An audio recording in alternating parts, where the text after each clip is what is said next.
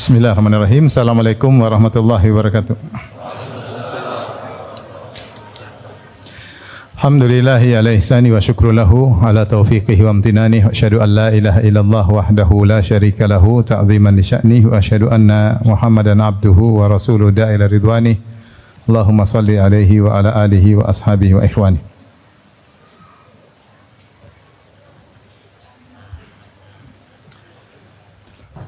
Hadirin dan hadirat yang dirahmati oleh Subhanahu wa taala, pada kesempatan kali ini kita akan bahas salah satu amal ibadah, yaitu tidak berputus asa kepada rahmat Allah, yang sekaligus mengingatkan kita akan salah satu dosa besar, yaitu berputus asa dari kasih sayang Allah Subhanahu wa taala. Sungguhnya di antara ciri ibadah orang-orang soleh adalah menggabungkan antara roja dan al-khauf, ya. Seperti firman Allah Subhanahu wa taala, ulaikal ladzina yad'una yabtaguna ila rabbihimul wasilah ayyuhum aqrabu wa yarjuna rahmatahu wa yakhafuna 'adzabah inna 'adzaba rabbika kana mahdzura. Kata Allah Subhanahu wa taala, mereka itu yang diibadahi oleh orang-orang musyrikin, yaitu orang-orang saleh. Jadi orang musyrikin menyembah orang-orang saleh. Orang saleh yang diibadahi itu sendiri, mereka ternyata mencari kedekatan kepada Allah. Ulaikal ladzina yad'un, yaitu orang-orang yang disembah oleh orang musyrikin Arab, yabtaguna ila rabbihimul wasilah. Ternyata mereka mencari kedekatan kepada Allah. Mereka sendiri beribadah kepada Allah. Harusnya kalian nyembah Allah, jangan nyembah mereka. Ya, ini di antara dalil bahwasanya sesembahan orang musyrikin juga bukan sekadar batu saja atau pohon. Di antara mereka ada juga yang orang-orang saleh yang disembah. Seperti Nabi Isa, Lata, kemudian Uzair dan yang lainnya, ya.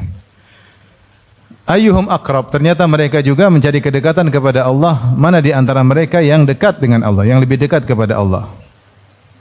Wa yarjuna rahmatahu wa yakhafuna adzabah, dan mereka berharap rahmat Allah dan mereka takut dengan azab Allah. Inna adzaba rabbika kana mahdzura, bahwasanya memang azab Allah itu patut untuk ditakuti, ya. Di sini Allah sebutkan ciri-ciri orang saleh ketika beribadah menggabungkan antara berharap rahmat Allah dan takut dengan azab Allah. Demikian juga ketika Allah Subhanahu wa taala berfirman tentang para anbiya, kata Allah Subhanahu wa taala, ulaika yusari'una fil khairati wa yad'unana raghaba wa rahaba wa kanu lana khashi'in. Mereka itulah para nabi yang bersegera dalam beramal saleh, wa yad'unana, dan mereka beribadah kepada kami, atau diartikan berdoa kepada kami, raghaba wa rahaba. Raghaban maksudnya berharap, rahaban maksudnya takut. Jadi para anbiya, mereka ketika beribadah mereka berharap dan takut. Ini disebut dengan arkan a'malil qulub, yaitu rukun amal hati. Bahwasanya seorang kalau beribadah dia hendaknya menggabungkan antara berharap dengan takut. Demikian juga ketika Allah memuji orang-orang yang berilmu, kata Allah Subhanahu wa taala, amman huwa qanitun ana al-laili sajida wa qa'ima yahdharul akhirata wa yarju rahmata rabbih. Qul hal yastawi alladhina ya'lamuna wal ladzina la ya'lamun innama yatadhakkaru ulul albab. Kata Allah, apakah sama orang-orang yang kafir dengan orang yang di malam hari kunut, yaitu khusyuk beribadah, ana al-laili, di tengah malam, sajida wa qa'ima, sujud dan berdiri, yaitu sedang salat. Ya. Yang berharap rahmat Allah dan takut dengan azab Allah. Jadi Allah bercerita tentang orang-orang yang berilmu, kemudian di akhir ayat kata Allah, ya, qul hal yastawi alladziina ya'lamuna wal ladziina la ya'lamun, apakah sama orang berilmu dengan orang tidak berilmu? Yaitu Allah yang menjelaskan orang berilmu itu mereka terapkan ilmunya, di antaranya mereka salat malam. Dan kalau mereka salat malam, mereka menggabungkan antara raja dan khauf, berharap dan takut. Maka di antara kesempurnaan ibadah adalah seorang ketika beribadah dia menggabungkan antara al-khauf dan ar-raja, takut dan berharap. Ditambah lagi kalau dia disertai dengan al-mahabbah, yaitu cinta kepada Allah Subhanahu wa taala. Maka kata para ulama, ibarat tiga a'malul qulub ini ibarat seperti burung yang kepalanya adalah mahabbah, cinta kepada Allah, dan dua sayapnya adalah al-khauf dan ar-raja. siapa yang kemudian hilang dari tiga amal ini, hilang salah satunya, seperti dia hanya beribadah kepada Allah, hanya roja saja, tidak ada khauf sama sekali, maka dia akan terjatuh dalam dosa besar namanya al-amnu min makrillah, merasa aman dari makar Allah Subhanahu wa taala. Dan sebaliknya, siapa yang hanya takut kepada Allah dan tidak berharap kepada Allah Subhanahu wa taala, maka dia akan terjatuh dalam al-qunut atau al-ya'su min rahmatillah. Dia hanya takut, dia tidak berharap, sehingga dia terjerumus dalam dosa besar yang lain, yaitu putus asa dari rahmat Allah Subhanahu wa taala. Dalam hadis Nabi SAW bersabda, al-kabair, dosa-dosa besar, asyirku billah, syirik kepada Allah, wal iyasu min rauhillah, putus asa dari pertolongan Allah, wal qunutu min rahmatillah, sama, putus asa dari kasih sayang Allah Subhanahu wa taala. Ada yang bedakan antara al-iyas min rauhillah, rauhillah maksudnya putus asa dari pertolongan Allah dalam menghilangkan kesusahannya. Adapun al-qunut min rahmatillah itu putus asa dari harapan yang ingin dia dapatkan kebaikan-kebaikan. Jadi rauh biasanya maksudkan adalah kesulitan yang dia hadapi, dia ingin terhindar dari kesulitan tersebut. Seperti perkataan Nabi Yakub alaihissalam, la tai'asu min rauhillah, janganlah kalian putus asa dari pertolongan Allah dalam menghilangkan kesulitan kalian, ya. Maka ini termasuk dosa besar. Demikian juga dalam perkataan Ibnu Mas'ud radhiyallahu anhu, beliau berkata, akbarul kabair, dosa paling besar di antara dosa-dosa besar, al-isyraku billah, yaitu syirik kepada Allah, wal amnu min makrillah, merasa aman dari makar Allah, wal qunutu min rahmatillah, putus asa dari rahmat Allah, kasih sayang Allah, wal ya'su min rauhillah, putus asa dari pertolongan Allah Subhanahu wa taala. Di sini Ibnu Mas'ud radhiyallahu anhu menyebutkan di antara dosa besar adalah al-amnu min makrillah, merasa aman dari makar Allah. Yang satunya putus asa dari rahmat Allah Subhanahu wa taala. Apa yang dimaksud dengan al-amnu min makrillah, merasa aman dari makar Allah, itu dia tidak ada takutnya kepada Allah. Rojaknya berlebihan sehingga ketika dia maksiat, dia tidak merasa takut. Sewaktu-waktu Allah bisa turunkan azab kepadanya. Sehingga dia bermaksiat dengan nyaman dan tenteram. Tidak ada kekhawatiran sedikit pun. Orang beriman pasti ada rasa takut. Kalau dia bermaksiat, dia pasti rasa khawatir. Namun ketika seorang terlalu bermaksiat terus-menerus, sementara Allah tidak kasih teguran, sehingga dia mengalami istidraj, sehingga bermaksiat nyaman, bermaksiat nyaman, bermaksiat nyaman, akhirnya hatinya tidak ada takut sama sekali. Disitulah dia mengalami al-amnu min makrillah, dan itu dosa besar.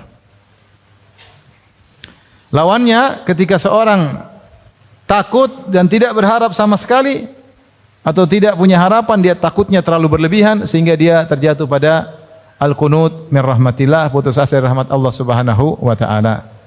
Dan ini juga dosa besar. Seorang mukmin dalam kehidupannya sehari-hari menggabungkan antara berharap dan khauf. Tidak merasa aman dari hukuman Allah dan tidak putus asa dari rahmat Allah Subhanahu wa taala. Hadirin dan hadirat yang dirahmati Allah Subhanahu wa taala, pembahasan ini penting dalam kehidupan kita sehari-hari. Kenapa? Terutama terkait dengan putus asa dari rahmat Allah Subhanahu wa taala. Sebagian kita mengalami ujian hidup sehingga dia putus asa. Dia merasa tidak akan ditolong sama sekali. Dan ini biasanya muncul karena suudzon kepada Allah Subhanahu wa taala. Susah bagi dia untuk husnudzon kepada Allah Subhanahu wa taala. Makanya di antara kisah yang Allah sebutkan dalam Al-Qur'an yang menarik adalah kisah Nabi Ibrahim alaihissalam. Di surat Al-Hijr kata Allah, "Nabbi ibadi anni anal ghafurur rahim wa anna adzabi huwal adzabul alim." Kabarkanlah kepada hamba-hambaku wahai Muhammad. Nabi yaitu kabarkanlah berita penting ini, karena naba maksudnya adalah berita penting. Wahai Muhammad, kata Allah, kabarkanlah kepada hamba-hambaku, nabbi ibadi, dengan berita penting ini. Apa berita penting tersebut? Anni anal ghafurur rahim. Sungguhnya aku adalah zat yang maha pengampun lagi maha penyayang. Dan ini menimbulkan roja. Tetapi ingat, wa anna adzabi huwal adzabul alim. Bahwasanya azabku adalah azab yang pedih. Dan ini menimbulkan khauf, rasa takut. Itu Allah suruh Nabi mengabarkan kepada hamba-hambanya agar menggabungkan antara roja dengan khauf. Anni anal ghafurur rahim, aku maha pengampun lagi maha penyayang. Namun ingat, wa anna adzabi huwal adzabul alim, dan azabku adalah azab yang pedih. Setelah itu Allah suruh Rasulullah mengabarkan tentang kisah Ibrahim alaihissalam. Kata Allah, wa nabbihum an dhaifi Ibrahim, dan kabarkanlah kepada mereka tentang kisah tamu-tamu Ibrahim. Bagaimana kisahnya? Kata Allah, idz dakhalu alaihi faqalu salama qala inna minkum wajilun qalu la taujal inna nubashshiruka bighulamin alim qala abasyartumuni ala ammassani al-kibaru fabima tubashshirun qalu basyarnaka bil haqq wa la takum minal qanitin qala wa may yaqnatu min rahmati rabbih illa dhallun. Kabarkanlah kepada mereka tentang kisah tamu-tamu Ibrahim. Tatkala tamu-tamu tersebut yang datang dalam bentuk malaikat datang bertamu kepada Ibrahim, idz dakhalu alaihi faqalu salama, kemudian mereka mengucapkan salam. Ibrahim pun takut. Qala inna minkum wajilun. Kenapa Ibrahim hadirkan makanan, mereka tidak makan? Ini tamu-tamu kok tidak makan? Biasanya kalau tamu tidak mau dilayani, tidak mau dijamu, ini ada niat buruk. Inna minkum wajilun.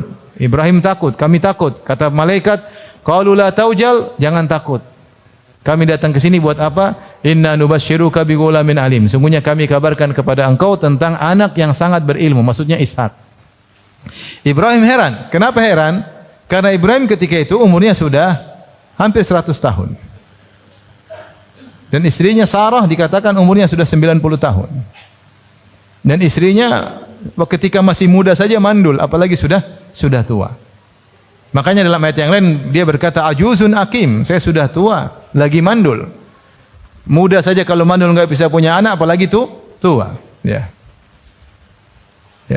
Dalam ayat yang lain, ya wailata aalidu wa ana ajuzu wa hadza ba'li syaikha. Inna hadza la syai'un ajib. Berkata Sarah, bagaimana saya bisa punya anak? Wa ana ajuz, saya sudah sangat tua, 90 tahun. Wa hadza ba'li syaikha, sementara suamiku juga sudah tua. Lelaki semakin tua semakin produktivitas air maninya semakin kurang. Jadi bagaimana bisa punya anak? Ibrahim juga bertanya. Bukan istrinya saja yang heran, dia juga bertanya. Kata dia, abasyartumuni ala ammasani al-kibaru. Apa kalian beri kabar gembira kepadaku saya bakalan punya anak sementara saya sudah tua? Masani al-kibar, itu tua sudah mengenaiku, benar-benar aku sudah tua. Fabima tubasyirun, bagaimana caranya kabar gembira tersebut? Kata para malaikat, qalu basyarnaka bil haqq, kami beri kabar gembira kepada engkau dengan kebenaran, fala takum minal qanitin, maka janganlah kau termasuk orang-orang yang berputus asa. Apa jawaban Ibrahim alaihissalam? Qala wa may yaqnatu min rahmati rabbih illa dhallun. Tidak ada yang putus asa dari rahmat Allah kecuali orang-orang yang sesat. Ibrahim ingin bilang, saya sudah tua begini, saya tidak putus asa. Ibrahim alaihissalam, dia ketika menikah dengan Sarah, dia masih muda. Makanya dalam Al-Quran dikatakan, qalu sami'na fatan yadhkuruhum yuqalu Ibrahim. Masih muda. Kemudian dia menikah dengan Sarah ketika dia pergi dari Babilonia, meninggalkan Irak, menuju Palestina. Kemudian walhasil akhirnya dia sudah nikah bertahun-tahun tidak punya anak. Akhirnya Sarah mengizinkan dia untuk menikah dengan pembantunya itu Hajar. Dan akhirnya dia menikah dengan Hajar, akhirnya punya anak siapa? Ismail. Disebutkan Ibrahim ketika itu usianya 80-an tahun. 80 lebih. Kemudian akhirnya Sarah cemburu, akhirnya Ibrahim bawa Hajar dan putranya Ismail ke Mekah. Dengan hikmah dari Allah Subhanahu wa taala. Setelah itu 13 tahun kemudian atau lebih dari belasan tahun kemudian Sarah punya anak. Tetapi selama Ibrahim nikah dengan Sarah, ternyata Ibrahim tidak pernah putus asa. Dia tetap berharap suatu saat akan dikasih anak oleh Allah lewat Sarah. Karena Sarah ini wanita soleha yang menemani dia dalam keimanan. Bukankah ketika Ibrahim lewat Mesir dia berkata, wahai Sarah, kalau saya ditanya siapa engkau, saya akan berkata hadi ukhti. Engkau adalah saudariku. Kenapa? Saya tidak mengetahui di atas bumi ini seorang mukmin kecuali saya dan engkau saja. Subhanallah. Teman bersafar, teman berdakwah. Maka dia ingin punya anak dari Sarah. Meskipun istrinya mandul, ketika masih muda sudah mandul, sekarang sudah tua 90-an. Ibrahim juga sudah hampir 100 tahun. Tetap dia tidak putus asa. Makanya dia ketika bertanya, Fabima tubasyirun, bagaimana caranya punya anak? Itu bagaimana? Kalian mengabarkan aku akan punya anak. Dia bukan mengingkari qudratullah, tetapi dia ingin tahu gimana, ya. Makanya para malaikat berkata, ya, basyarnaka bil haqq fala takum minal qanitin. Jangan kau putus asa wahai Ibrahim. Kata Ibrahim, saya enggak putus asa. Wa may yaqnatu min rahmati rabbi illa dhalun. Karena yang putus asa itu orang sesat. Jadi ternyata Ibrahim puluhan tahun tidak pernah putus asa. Tetap ada harapan darinya bahwasanya dia masih mungkin punya anak dari siapa? Sarah. Padahal istrinya sudah tua, mandul, dan dia masih husnudzon kepada Allah. Ini menakjubkan sifat Ibrahim alaihissalam. Kita kalau di posisi Ibrahim sudah putus asa dari dulu-dulu. Subhanallah, dia bilang saya tidak pernah putus asa. Yang putus asa itu orang sesat, saya enggak. Saya enggak. Jadi ini menakjubkan bahwasanya, ya, meskipun waktu yang lama, ya, Ibrahim tidak pernah putus asa dari kasih sayang Allah Subhanahu wa taala. Mungkin suatu saat Allah akan kasih anak.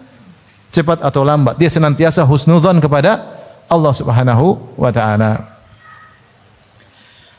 Dan itulah juga yang Allah sebutkan tentang kisah Nabi Yakub alaihissalam, yang ketika di puncak-puncak kesulitan dia hadapi, justru dia menasihati anak-anaknya agar tidak putus asa. Sebagian Allah sebutkan dalam kisah dalam surat Nabi Yusuf alaihissalam, ketika dikabarkan ternyata Binyamin tertangkap, dituduh mencuri, Yusuf hilang kemana, entah kemana. Kakaknya yang tertua juga tidak mau pulang. Maka dia mengatakan, sabrun jamil, asallahu ayyatiyani bihim jami'a. Semoga Allah mendatangkan mereka bertiga kepadaku. Justru dia mengucapkan demikian ketika di puncak kesulitan, yang sebelumnya tidak pernah terucap ucapan tersebut. Tetapi ketika kesulitan semakin memuncak setelah Yusuf hilang, dia cinta kepada saudara kandungnya Yusuf, yaitu Binyamin. Ternyata Binyamin juga hilang, dituduh mencuri. Ternyata kakak paling tua juga enggak mau pulang karena malu. Ternyata Binyamin tidak bisa dikembalikan kepada ayahnya, ya. Maka di puncak kesedihan tersebut sampai matanya buta, ya. Dia berkata, asallahu ayyatiyani bihim jami'a. Semoga Allah mendatangkan mereka kepadaku seluruhnya. Bukan Yusuf saja, bukan Binyamin saja, bukan kakaknya saja, tiga-tiganya. Innahu huwal alimul hakim, karena Allah itu maha berilmu dan maha bijak. Itu dia tahu. Allah melakukan ini di atas ilmu, dan Allah melakukan ini semua, mentakdirkan ini semua karena Allah maha bijak. Kata Allah, wa tawalla anhum wa qala ya asafa ala Yusuf wa biyaddat aynahu minal huzni fahuwa kadhim. Maka dia pun berpaling dari anak-anaknya yang lain, ya. Kemudian dia ingat lagi Yusuf. Kemudian wa biyaddat aynah, kemudian matanya menjadi putih, yaitu buta, tidak bisa lagi melihat karena saking sedihnya. Kemudian anak-anaknya mencela dia. Qalu tallahi tadhkuru Yusuf hatta tadhkuru Yusuf hatta takuna haradan aw takuna minal halikin. Wahai ayah, engkau ingat Yusuf lagi sampai mau mati, sampai sakit parah. Qala innama ashku bathi wa huzni ila Allah. Aku hanya mengadukan kesedihanku hanya kepada Allah. Wa ana a'lamu minallahi ma la ta'lamun. Aku tahu apa yang kalian tidak ketahui. Kemudian dia berkata, ya bani yadhhabu, wahai putra-putraku, pergilah. Fatahassasu min Yusuf wa akhi wa la tayasu. Carilah kabar-kabar tentang Yusuf. Sudah berapa lama berpisah dengan Yusuf? Khilaf di kalangan para ahli tafsir. Ada yang mengatakan 15 tahun, ada yang mengatakan 40 tahun. Sudah terpisah, tapi dia tidak putus asa. Dia mengatakan, fatahassasu min Yusuf wa akhi, cari kabar tentang Yusuf dan Binyamin. Adapun kakaknya jelas, kakaknya ada cuma enggak mau pulang. Fatahassasu min Yusuf wa akhi wa la tayasu min rauhillah, dan jangan pernah putus asa dari pertolongan Allah. Ini sebenarnya mengatakan rauh artinya pertolongan Allah karena kesempitan yang dihadapi. Innahu la yayasu min rauhillah illa alqaumul kafirun. Sungguhnya tidak ada yang putus asa dari rahmat Allah kecuali orang-orang kafir. Maka ini adalah contoh yang Allah sebutkan dalam Al-Quran, bagaimana seorang dalam kondisi apapun tetap husnudzon kepada Allah Subhanahu wa taala. Dan seorang mukmin hendaknya demikian, tidak suudzon kepada Allah Subhanahu wa taala. Namun saya katakan sulit bagi seorang untuk berhusnudzon kalau dia bergelimang kemaksiatan, sulit. Dan ini dijelaskan oleh Ibnu Qayyim dalam kitabnya Ad-Da' wad Dawa' atau Al-Jawabul Kafi. Semakin seorang bermaksiat, hatinya semakin hitam, dia susah untuk husnudzon, dia senantiasa bersuudzon. Dan semakin sulit ketika dia akan meninggal dunia. Makanya Rasulullah SAW bersabda, la yamutanna ahadukum illa wa huwa yuhsinu dhanna billahi azza wa jalla. Janganlah salah seorang dari kalian meninggal dunia kecuali dia berbaik sangka kepada Allah. Namun tidak mudah, tidak semudah yang dibayangkan. Kalau dia senantiasa bermaksiat, agak sulit dia husnudzan, seringnya suudzan. Makanya orang yang biasanya putus asa bisa jadi hubungan dia dengan Allah kurang baik, sehingga dia suudzan. Kayaknya tidak bakalan ditolong oleh Allah Subhanahu wa taala. Kayaknya beginilah nasib saya sampai selesai. Tidak ada harapan kepada Allah Subhanahu wa taala. Tapi orang beriman dia pasti punya harapan, pasti ada hikmahnya. Pasti ada pertolongan cepat atau lambat. Allah yang lebih tahu kapan Allah kasih pertolongan. Bagaimana Yakub alaihissalam 40 tahun tetap husnudzan kepada Allah. Bagaimana Ibrahim 60 tahun mungkin 70 tahun tetap berhusnudzan bakalan punya anak dari Sarah. Wa ana inda dhanni abdi, kata Allah Subhanahu wa taala, ana inda dhanni abdi bi, aku berdasarkan persangkaan hambaku kepadaku. Falyadhunna bi abdi ma syaa, hendaknya hambaku berprasangka kepadaku dengan yang dia sukai. In dhanna khairan falahu, kalau dia berprasangka baik bagi dia kebaikan, wa in dhanna syarran falahu, kalau dia berprasangka buruk baginya keburukan. Maka nasihat untuk saya pribadi dan hadirin hadirat, jangan putus asa. Jangan berburuk sangka kepada Allah, berbaik sangka aja.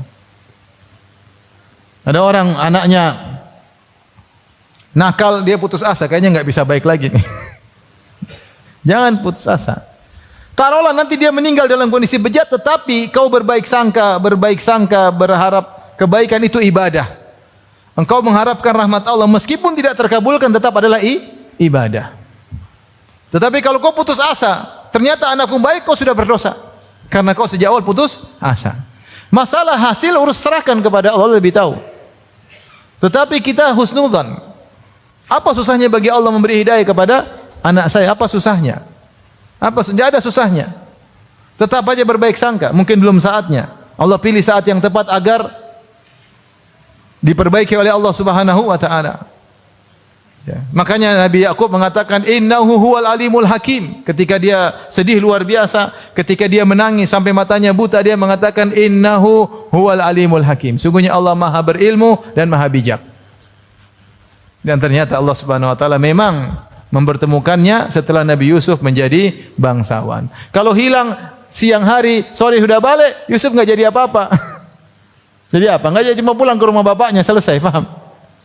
Tapi ternyata hilang 40 tahun tadi ada hikmahnya, akan dijadikan bangsawan oleh siapa? Allah Subhanahu wa taala. Ibrahim alaihissalam ingin punya anak dari Sarah, Allah tidak kasih. Kalau kasih langsung problem. Saya sering sampaikan hal ini. Coba kalau Ibrahim nikah dengan Sarah, langsung punya anak, Ibrahim tidak bakalan nikah dengan Hajar. Mana mau Sarah kasih Hajar sama Ibrahim kalau dia punya anak? Kenapa Sarah kasih Hajar kepada Ibrahim? Karena dia kasihan sama suaminya, pingin suaminya punya anak. Sehingga akhirnya punya anak dari Hajar, Ismail. Kemudian Sarah cemburu. Kemudian Hajar dan Ismail dibawa kemana? Ke Mekah. Akhirnya lahir Quraisy. Akhirnya lahir Nabi Muhammad SAW. Kalau sejak awal Sarah punya anak, tidak ada Zamzam Tower. Kenapa enggak akan ada Nabi Muhammad SAW? Jadi ada waktunya Allah kabulkan di saat yang tepat, yang lebih bermanfaat bagi sang hamba. Maksud saya, bagaimana Ibrahim alaihissalam husnudzon puluhan tahun. Ketika dikatakan oleh malaikat, "Fala takum minal qanitin," jangan kau putus asa. Kata Ibrahim, siapa yang putus asa? "Wa may yaqnatu min rahmati rabbi ila dhalun." Tidak ada yang putus asa kecuali yang sesat. Saya bukan orang sesat. Saya tidak pernah putus asa. Saya tidak pernah putus asa dari kasih sayang Allah, dari rahmat Allah Subhanahu wa taala. Ya. Yakub ketika disusah-susahnya dalam kondisi genting-gentingnya justru menasihati anak-anaknya. Wala tayasu mir rauhillah. Kalian jangan putus asa dari pertolongan Allah. Innahu la yayasu mir rauhillah illal qaumul kafirun. Tidak ada yang putus asa dari rahmat Allah kecuali orang-orang kafir. Taib ikhwan dan akhwat yang rahmati Allah Subhanahu wa taala. Saya akan bacakan beberapa ayat yang terkait dengan keputusasaan yang Allah singgung dalam Al-Quran. Ya. Di antaranya Allah berfirman dalam surat Fussilat ayat 49, la yas'amul insanu min du'ail khair wa immassahu syarru fayausun qanut. Kata Allah, manusia itu tidak pernah bosan minta kebaikan kepada Allah, minta pingin harta, minta punya rumah yang bagus, punya anak saleh, pingin punya anak, minta kebaikan, selalu minta kepada Allah. Tetapi wa immassahu syarr, ketika Allah berikan keburukan, ternyata dia enggak punya anak misalnya, ternyata dia miskin rupanya, fayausun qanut, maka dia pun segera putus asa. Ya, dan ini Allah cela sifat seperti ini. Biasanya Allah kasih kau kebaikan, oke-oke saja. Begitu Allah uji dengan suatu keburukan, kau putus asa. Ya. Apakah lupa dengan kebaikan Allah selama ini? Allah kasih, Allah kasih, Allah kasih. Ketika Allah tidak kasih, pasti ada hikmahnya. Mungkin Allah tunda. Mungkin Allah tidak kasih. Yang lebih tahu siapa? Allah. Maka jangan putus asa. Mungkin Allah tunda. Betapa banyak Allah kasih kenikmatan dengan ditunda, banyak sekali. Contohnya Nabi Yakub, contohnya Nabi Ibrahim alaihi wassalam. Maka Allah mencela sifat seperti ini. Kalau minta kebaikan tidak pernah bosan, begitu dikasih keburukan langsung fayausun qanut. Ya'as dan kunut. Ada yang mengatakan ya'as adalah bidayatul kunut. Kunut adalah puncak daripada ya'as. Ya'as itu mulai putus asa, kunut benar-benar putus asa. Ada yang mengatakan makna dari ya'su min rahmatillah an yastab'id rahmatallah wa yastab'id husulal matlub. Dia merasa rahmat Allah susah, dia merasa permintaan dia tidak bakalan dikabulkan. Ini namanya putus asa. Kayaknya enggak bisa, kayaknya itu sudah putus asa, tapi awal dari putus asa. Kalau putus asa yang parah, yang kata para ulama sampai derajat kafir, itu tidak ada harapan sama sekali, tidak ada rojak sama Allah sama sekali. Maka sampai derajat ini maka seorang menjadi kafir. Tapi selama dia masih ada harapan, cuma dia kayaknya susah, itu dia sudah berdosa. Enggak boleh, harusnya demikian. Enggak boleh begitu. Harusnya ya mudah lah. Allah mudah ya, kalau terserah Allah lah, tapi mudah bagi Allah. Dia tetap husnudzon kepada Allah Subhanahu wa taala. Tapi kalau dia tidak punya harapan sama Allah sama sekali, maka ini kata para ulama sampai derajat kafir karena dia mendustakan ayat-ayat Allah yang menunjukkan Allah Maha Kuasa, Allah Maha Penyayang, Allah berhak untuk ahlur raja diminta ya, namun dia suudzon kepada Allah Subhanahu wa taala. Ayat berikutnya Allah berfirman dalam surat Ar-Rum ayat 36. Wa idza adzaqana an-nasa rahmatan farihu biha. Jika manusia kami berikan rahmat, diberikan kebaikan, farihu biha. Senang, kadang sombong dan bangga. Wa in tusibum sayyi'atum bima qaddamat aydihim. Dan kalau mereka ditimpa dengan keburukan akibat ulah perbuatan mereka, itu akibat dosa. Idahum yaqnatun. Tiba-tiba mereka putus asa. Ini Allah mencela sifat sebagian orang seperti itu. Dikasih kekayaan, sombong angkuh, ketika dicabut kebaikan, diberikan kesulitan, putus asa. Putus asa. Baik. Ikhwan dan akhwat yang dirahmati Allah Subhanahu wa taala, putus asa kalau kita lihat dalil-dalil yang datang terkait dalam dua kondisi. Pertama, putus asa dari pertolongan Allah Subhanahu wa taala, yaitu apa yang dia minta seakan-akan tidak bakalan dikabulkan. Yang kedua, kesulitan yang dihadapi seakan-akan tidak akan ada solusi. Ini putus asa pertama, dan ini juga dilarang. Putus asa kedua, saya ulangi, putus asa yang pertama adalah terkait dengan pertolongan Allah, yaitu putus asa dari permohonan dia seakan-akan permohonannya tidak bakalan dikabulkan, dia putus asa. Atau kesulitan yang dia hadapi seakan-akan tidak akan pernah ada solusinya, dia putus asa. Ini tercela. Putus asa yang kedua adalah terkait dengan taubat dari dosa yang dia lakukan, yaitu dia merasa bahwasanya taubatnya tidak akan diterima. Percuma dia bertobat, tidak akan diterima karena terlalu parah dosa-dosanya. Maka ketika dia putus asa seperti ini, dia terjerumus dalam dosa besar. Ini dua model putus asa yang mungkin menimpa seorang hamba. Model yang pertama, putus asa bahwasanya permintaan kita tidak bakalan dikabulkan. Ini kadang menimpa kita atau menimpa sebagian kita. Maka saya pribadi jangan pernah suudzon sama Allah. Apapun yang kita minta aja. Dan tetap husnudzon kepada Allah. Tidak ada susahnya bagi Allah mengabulkan permintaan kita. Dan kita bilang kalau Allah tidak kabulkan dunia, Allah akan kabulkan di akhirat. Allah akan kabulkan, pasti Allah kabulkan.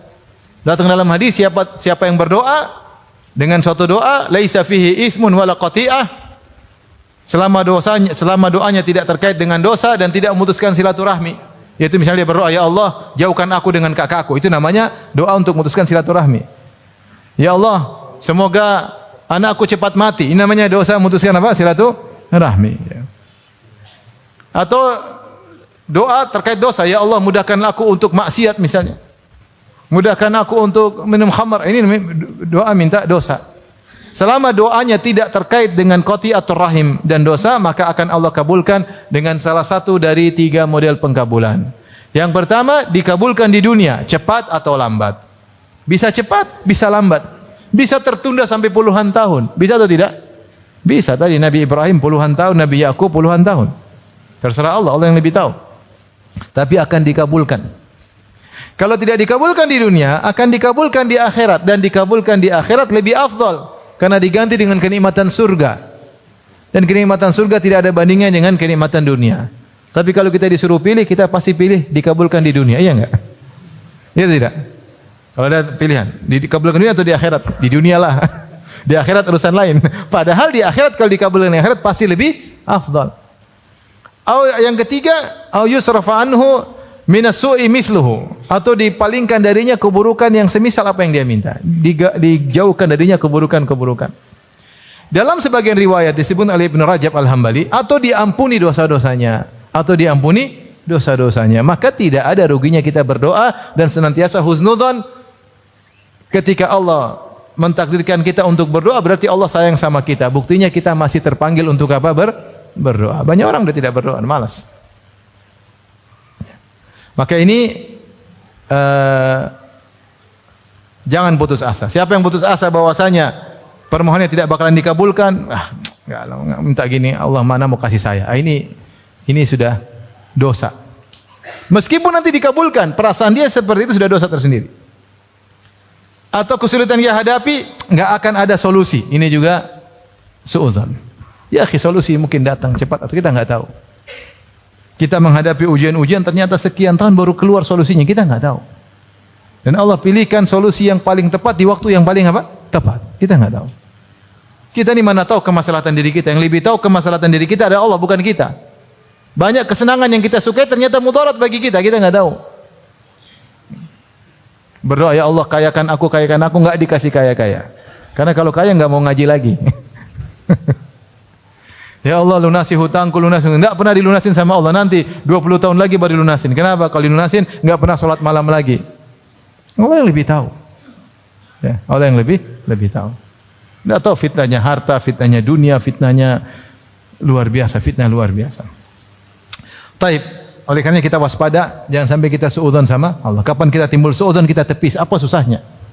Allah buat saya berdoa, berarti Allah sayang sama saya. Allah buat saya berharap sama Allah, ibadah, berarti Allah menghendaki saya beribadah kepada Allah. Tidaklah Allah menggerakkan hatiku kecuali Allah ingin mengabulkan. Tapi kabulkannya kapan? Terserah Allah Subhanahu wa taala. Di dunia, di akhirat, terserah Allah Subhanahu wa taala. Tapi jangan pernah suudzon. Tinggal berdoa terus. Taib.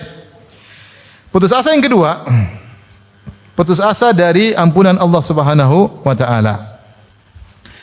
Dan tentunya ini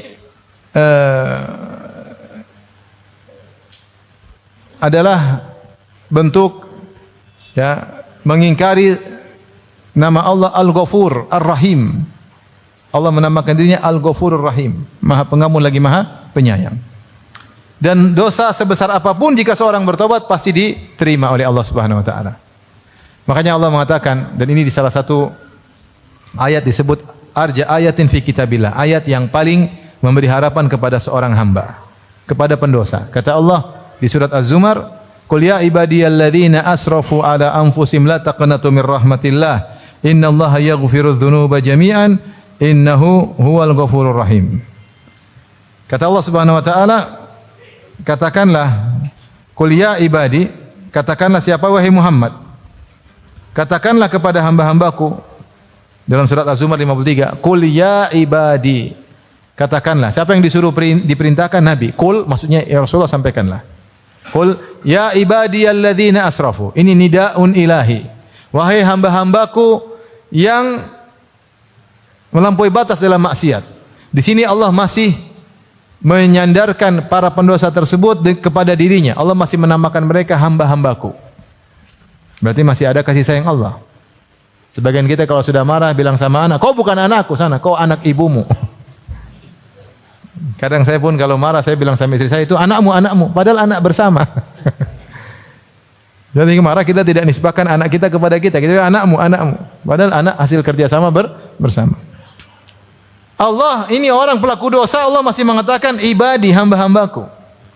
Qul ya ibadiyalladzina asrafu, yaitu hamba-hambaku yang asrafu, yaitu israf dalam maksiat, berlebih-lebihan dalam maksiat, bukan maksiat biasa, berlebih-lebihan, tenggelam dalam kemaksiatan, melampaui batas. Israf itu artinya apa? Melampaui batas. Yang Allah sedang berbicara bukan orang yang dosanya biasa-biasa saja, dosanya berlebih-lebihan, turah-turah dosanya. Ala anfusihim. Kata Allah, la taqnatu min rahmatillah. Janganlah kalian putus asa dari rahmat Allah. Jangan pernah putus asa. Kenapa? Innallaha yaghfiru dzunuba jami'a. Allah menegaskan dengan inna, yang artinya sungguhnya. Innallaha yaghfiru dzunuba. Allah mengampuni dosa-dosa seluruhnya. Az-dzunub sendiri adalah lafal jamak yang memberikan keumuman. Sungguhnya Allah menghapuskan seluruh dosa. Allah tambah lagi dengan takkid jami'an, seluruhnya. Yaitu Allah sungguh-sungguh benar-benar mengampuni seluruh dosa tanpa terkecuali. Yaghfiru dzunuba jami'an. Setelah itu Allah tutup lagi. Innahu huwal ghafurur rahim. Sungguhnya Allah itu Maha Pengampun, dan konsekuensi Maha Pengampunnya dia akan menghapuskan dosa-dosa. Setelah itu digandingkan lagi dengan Ar-Rahim yang Maha Penyayang. Allah Maha Penyayang. Apalagi yang mau kita cari jika digandingkan Maha Pengampun dengan Maha Penyayang? Sangat mudah mengampuni, sangat mudah menyayangi. Maka jangan putus asa dari rahmat Allah Subhanahu wa taala. Allah kasih contoh dalam Al-Qur'an bagaimana Allah masih mau mengampuni gembong-gembong para pendosa. Fir'aun, siapa yang lebih jahat dari Fir'aun? Enggak ada yang mengalahkan kejahatan Fir'aun. Sombongnya luar biasa. Ya. Wa Fir'auna dzil autad, di antara tafsiran Fir'auna dzil autad yaitu Fir'aun pemilik tali, yaitu Fir'aun kalau nyiksa orang dia tarik tali, kanan kiri kaki, kanan kaki kiri ditarik sampai lepas. Nyiksa. Fir'aun sudah penyiksa, memperbudak Bani Israel, ngaku sebagai Tuhan lagi. Ya. Ngaku sebagai Tuhan. Ternyata Allah masih kasih kesempatan dia untuk bertobat. Buktinya Allah kirim 2 nabi, bukan 1 nabi. Kata Allah kepada Musa dan Harun, "Idhaba ila fir'auna innahu tagha, faqula lahu qawlan layyinan la'allahu yatadzakkaru aw yakhsha." Pergilah engkau wahai Musa dan Harun kepada Firaun, sungguhnya dia telah melampaui batas. Faqula lahu, ucapkanlah kalian berdua kepadanya dengan perkataan yang lembut. Siapa tahu dia ingat, siapa tahu dia takut, siapa tahu dia sadar. Seandainya kalau Firaun bertobat, diterima enggak tobatnya? Diterima. Nah, buat apa kalau tidak diterima dikirim Musa dan Harun? Tapi Firaun tidak mau bertobat.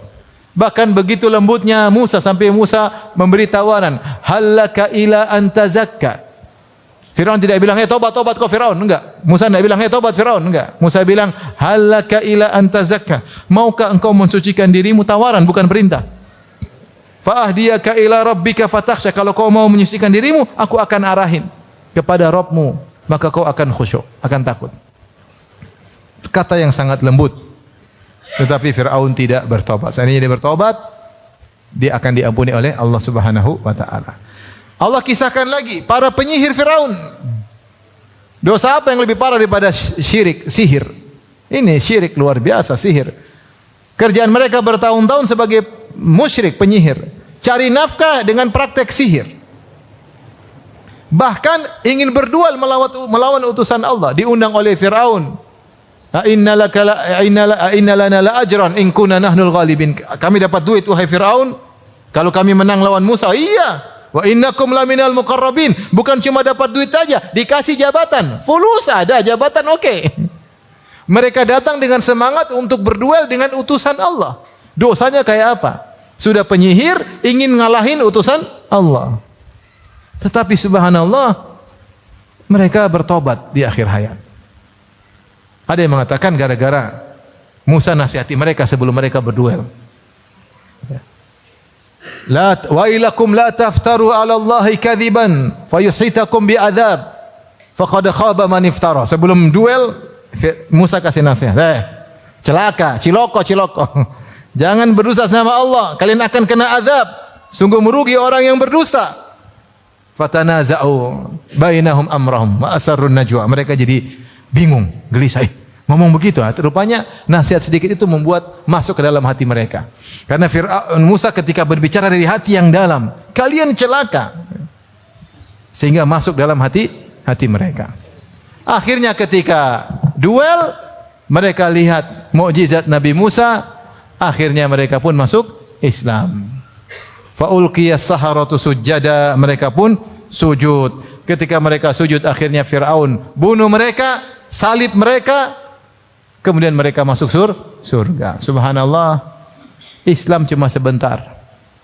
Puluhan tahun dalam kesyirikan, beriman cuma sebentar, meninggal masuk surga. Allah Maha Pengampun lagi Maha Penyayang. Siapa lagi Allah sebutkan tentang orang-orang ashabul ukhdud? Allah berfirman, innal ladzina fatanul mu'minina wal mu'minati tsumma lam yatubu falahum adzabu jahannam wa lahum adzabul harib. Sungguhnya orang-orang yang membakar kaum mukmin, fatanu sini maksudnya membakar kaum mukminin, membakar kaum mukminat. Mereka kumpulkan, ada yang mengatakan ribuan orang, tidak mau beriman kepada sang raja, maka dibakar hidup-hidup. Ini kejahatan kayak apa seperti ini? Kemudian mereka syuhud, qu'ud, ketika mereka bakar, mereka saksikan, mereka nongkrong menikmati siksaan tersebut. Ini luar biasa. Jadi bukan sekedar bakar, mereka nonton, mereka nikmati pembakaran tersebut. Kira-kira kalau ada zaman sekarang ada seorang misalnya membakar ulama, kira-kira kita bilang apa? Wah, enggak bakalan diampuni. Ini bukan satu orang yang dia bakar, ribuan. Ternyata Allah masih kasih kesempatan untuk bertobat. Kata Allah Subhanahu wa taala, "Tsumma lam yatubu." Sungguhnya orang-orang yang telah membakar kaum minat kemudian tidak bertobat, maka bagi mereka adab yang pedih dan adab yang membakar. Maksudnya kalau mereka bertobat berarti mereka tidak diazab. Qatalu awliya Allah, mereka telah membunuh wali-wali Allah, kemudian Allah masih memberi kesempatan mereka untuk bertobat. Jadi Allah kasih gambaran tentang orang yang paling bejat seperti Fir'aun, orang yang paling dahsyat siksaannya seperti raja-raja tersebut, ternyata masih dikasih kesempatan untuk bertobat, menunjukkan bahwasanya Allah Maha Pengampun lagi Maha Penyayang. Rasulullah juga kasih contoh tentang pembunuh 100 nyawa. Setelah dia membunuh 99 nyawa, dia mencari a'lamu ahlil ard, mana orang paling berilmu di atas muka bumi. Qadarullah dia mendapati orang yang rajin ibadah, bukan berilmu. Dapat orang rajin ibadah, dia tanya, wahai ahli ibadah, saya sudah bunuh 99 orang. Apakah Allah masih bisa menerima tobatku? Ahli ibadah enggak punya ilmu, dia berfatwa pakai perasaan. Kayak kamu ini gimana mau diampuni? Enggak bisa diampuni. Maka dia berfatwa pakai perasaan, bukan pakai ilmu. Maka dipenggalah jadi 100. Setelah dia bunuh 100 orang, dia cari orang ahli ilmu. Dapatlah orang ahli ilmu tersebut, maka dia tanya, saya masih bisa bertobat? Maka ahli ilmu berjawab, siapa yang bisa menghalangi engkau dari taubat? Allah Subhanahu wa taala. Pergilah ke negeri yang lain. Tinggalkan negerimu. Fa innaha ardu su', itu negeri yang buruk. Pergilah ke negeri yang baik, beribadahlah kepada orang-orang soleh di sana. Maka dia pun berjalan menuju negeri yang baik. Dia belum beribadah. Di tengah jalan dia meninggal, tapi dia sudah bertobat, akhirnya dia masuk surga. Saya rasa ya, tidak ada di antara kita yang maksiatnya lebih daripada orang-orang ini. Kalau orang ini saja bisa diterima tobatnya, bagaimana dengan yang selainnya? Maka jangan pernah putus asa dari bertobat kepada Allah. Setan ingin kita putus asa. Maka di antara riwayat yang menarik, riwayat dari Hajjaj bin Yusuf Ats-Tsaqafi. Hajjaj bin Yusuf Ats-Tsaqafi terkenal kejam, membunuh. Dia bunuh Abdullah bin Zubair, dia bunuh Sa'id bin Jubair, dia bunuh sahabat, dia bunuh tabi'in. Kejam. Disebutkan ketika dia mau meninggal, dia berdoa, Allahumma ghfirli fa innan nasa yaz'umuna annaka la taf'al. Dia mengatakan, ya Allah, ampunilah aku. Orang-orang bilang kau tidak akan ampuni aku, ya Allah. Ya, udah jahat kayak begitu, dia masih husnuzan kepada Allah. Dia bilang, ya Allah, Allahumma ghfirli, ya Allah, ampunilah aku. Sungguhnya mereka mengatakan kau tidak akan mengampuni aku. Ampuni aku, ya Allah. Itu seketika dia akan meninggal dunia. Apa kata Abu Nawas dalam syairnya? Ya Rabbi in azumat dhunubi kathratan walaqad alimtu bi anna afwaka azamu. In kana la yarjuka illa muhsinun fabiman yaludhu wa yastajirul mujrimu. Ad'uka Rabbi kama amartani wa in radatta yadi faman dha yarhamu. Mali ilaika wasilatun illa raja wa jamilu afika thumma anni muslimu. Kata Abu Nawas, disebutkan dia punya syair, dia mengatakan, ya Allah, meskipun dosa-dosaku sangat banyak, tetapi saya tahu ampunanmu lebih banyak daripada dosa-dosaku. Kalau yang hanya bisa berharap kepada engkau orang-orang baik, terus para pendosa mau berharap kepada siapa? Saya berdoa kepada engkau sebagaimana kau perintahkan kepada aku. Saya angkat tanganku. Kalau kau tolak tanganku, terus siapa yang mau merahmati saya? Saya tidak punya andalan untuk minta ampunanmu kecuali harapan illa raja wa jamilu afwika, dan indahnya ampunanmu, kemudian aku pasrah dengan keputusanmu. Oleh karenanya seorang jangan putus asa, betapapun besar yang dosa yang dia lakukan, jangan dia putus asa. Bahwasanya Allah Maha mengampuni dosa. Meskipun dia berulang-ulang melakukan dosa, jangan pernah putus asa. Makanya di antara perbedaan sifat nama Allah Al-Ghafur dengan Al-Ghaffar. Ada yang mengatakan Al-Ghafur terkait dengan ulang-ulang. Seorang melakukan dosa ulang-ulang, Allah Al-Ghafur, yaitu Allah mengampuni dosa-dosa meskipun diulang 1.000.000 kali. Al-Ghaffar, yaitu Allah mengampuni dosa sebesar apapun dosa tersebut. Jadi Ghafur terkait dengan kuantitas dosa. Al-Ghaffar terkait dengan kualitas dosa. Maksudnya dosa kuantitasnya sebanyak apapun Allah akan ampuni. Al-Ghaffar dosa kualitasnya sebesar apapun akan Allah ampuni. Yang penting kamu bertobat. Jangan pernah putus asa. Ibnu Taimiyah menjelaskan dari mana seorang bisa putus asa dari bertobat. Kenapa dia tidak putus asa? Kenapa dia putus asa sehingga tidak mau bertobat? Dua kemungkinan.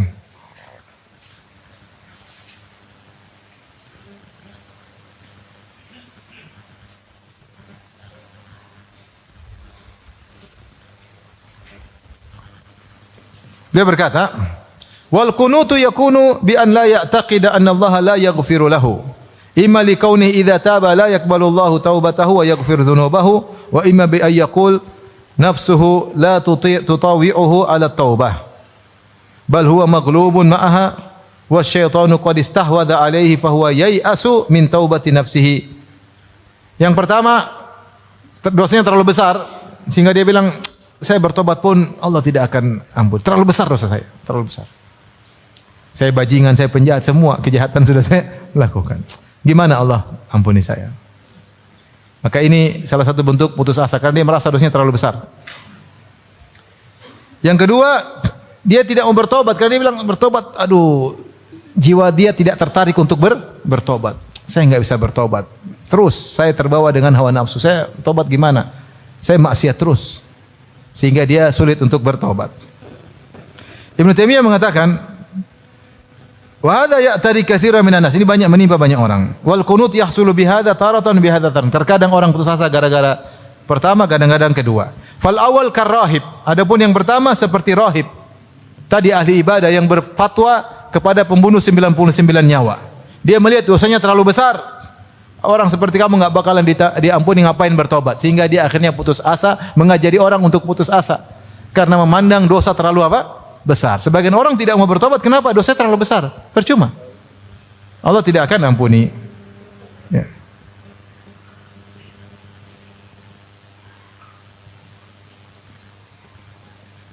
Yang kedua tadi, ya, seperti orang yang ingin bertobat, tapi dia bilang, waduh, berat.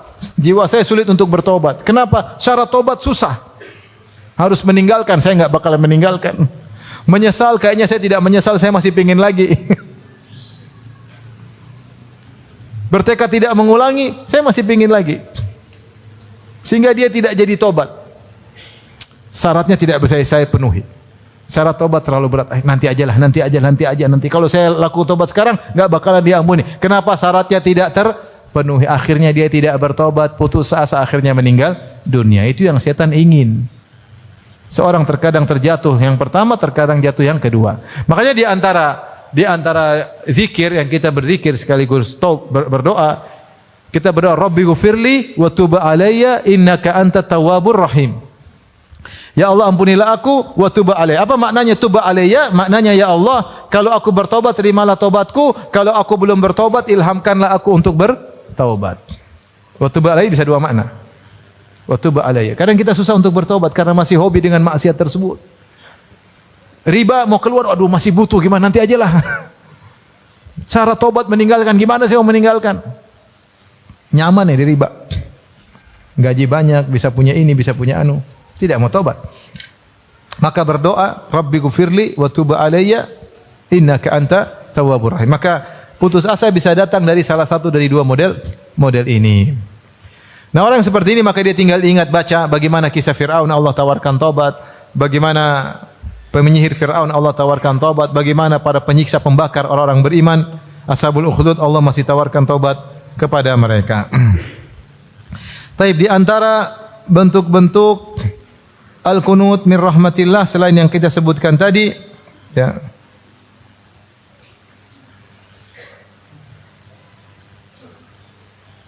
Seperti tadi, sebagian orang tua putus asa, ya, bahwasanya anaknya dan putrinya akan soleh. Dia anaknya nakal, putrinya nakal, dia nggak ada solusi, nggak bakalan baik. Ini putus asa.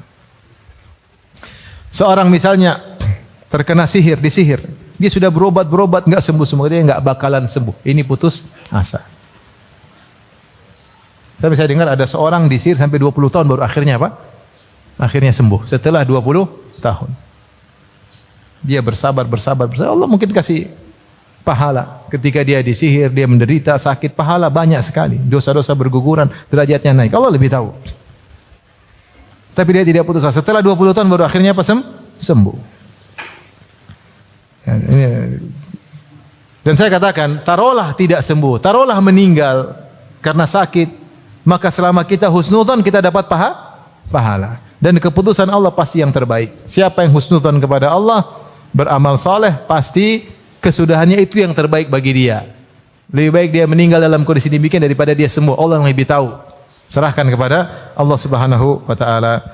Terakhir yang disampaikan ikhwan dan akhwat yang dirahmati Allah Subhanahu wa taala, agar kita berharap selalu kepada Allah, ketahuilah bahwasanya Tuhan kita Allah Subhanahu wa taala lebih sayang kepada hamba-hambanya daripada seorang ibu kepada anaknya sendiri. Kata Nabi sallallahu alaihi wasallam, "Allahu arhamu bi ibadihi min hadhihi bi waladiha." Allah lebih sayang kepada hamba-hambanya daripada seorang ibu kepada anaknya. Hadis ini Rasulullah sebutkan ketika Rasulullah melihat ada seorang ibu yang kehilangan anaknya, kemudian dia cari-cari, akhirnya dia dapat anaknya tersebut dalam peperangan. Dia kehilangan anaknya, dia cari-cari, akhirnya dia dapat, langsung dia susui anaknya tersebut. Dan ini adalah bentuk kasih sayang yang paling tinggi di kalangan manusia.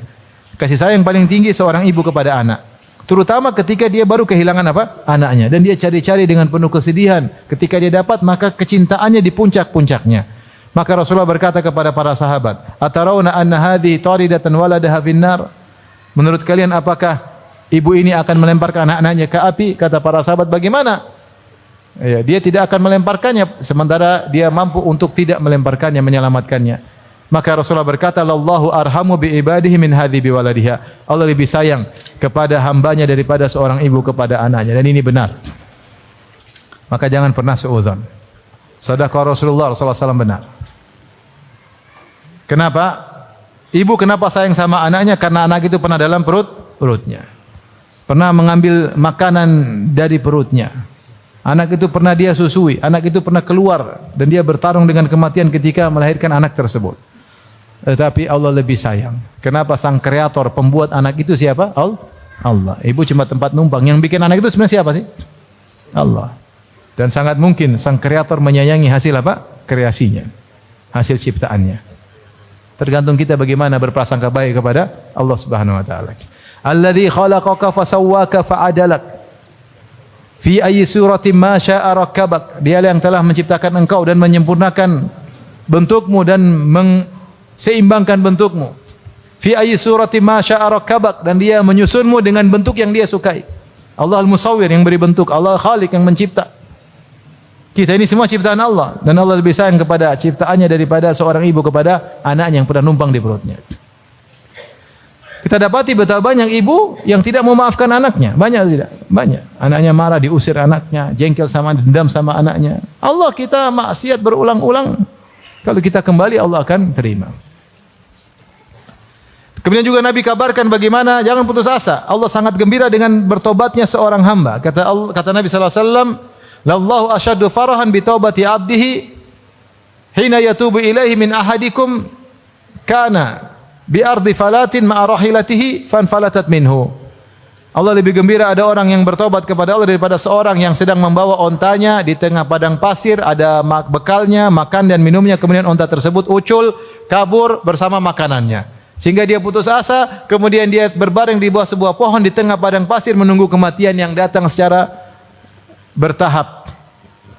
Kehausan, kekeringan, mulai pandangan kabur, mulai enggak jelas semua, siap mati. Tiba-tiba ontanya datang lagi.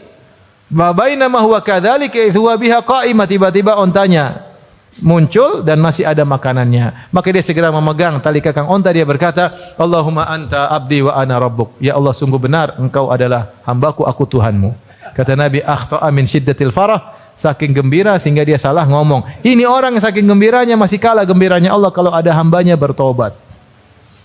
Berarti Allah sangat sayang kepada kita. Kita, kalau saya punya anak nakal, saya mungkin ngomel, saya mungkin cubit, saya mungkin gampar, tapi kalau dia balik, saya senang enggak? Senang. Walillahil mathalul a'la. Perumpamaan bagi Allah lebih tinggi karena Allah lebih sayang kepada hambanya, maka kalau hambanya balik, Allah lebih gembira.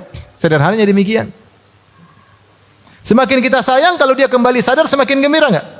Gembira. Dan karena Allah lebih sayang kepada hambanya lebih daripada seorang ibu kepada anaknya, maka kalau ada orang bertobat, Allah sangat gembira. Oleh karena jangan putus asa. Kalau kita kembali kepada Allah, Allah senang. Ya. Jadi semuanya mudah bagi Allah, jangan pernah putus asa kepada Allah Subhanahu. Semuanya kalau Allah tinggal kehendak, tinggal kun fayakun, ya. Tapi mungkin ini saja yang saya sampaikan para hadirin hadirat rahmatillah Subhanahu wa taala. Jangan lupa melatih diri untuk senantiasa husnudzon kepada Allah, karena awal dari putus asa karena suudzon kepada Allah, dan di antara sebab suudzon karena kurang dekat dengan Allah. Di antara sebab kurang dekat dengan Allah karena kita banyak maksiat atau kita kurang mendekat, kurang baca Quran, kurang ngaji, kurang belajar, atau kita bermaksiat sehingga kita mulai suudzon sama Allah Subhanahu wa taala. Kalau hubungan kita baik dengan Allah, mudah untuk kita berhusnudzon, mudah sekali. Tapi kalau hubungan kita buruk dengan Allah, agak sulit kita berhusnudzon. Tapi tetap berusaha husnudzon. Ya. Dan tentunya namanya roja, berharap, bukan hanya berharap saja tapi harus disertai dengan amal saleh. Innal ladzina amanu wal ladzina hajaru wa jahadu fi sabilillah ulaika yarjuna rahmatallah. Sungguhnya orang beriman dan beriman kemudian berhijrah dan berjihad, mereka itulah orang-orang yang berharap dengan rahmat Allah. Namanya roja bukan sekedar hati aja, tapi harus ada usaha dengan berusaha mendekat kepada Allah Subhanahu wa taala. Baik, demikian saja kajian kita. Mohon maaf segala kekurangan. Subhanakallah bihamdika asyhadu an la ilaha illa anta astaghfiruka wa atubu ilaik. Assalamualaikum warahmatullahi wabarakatuh.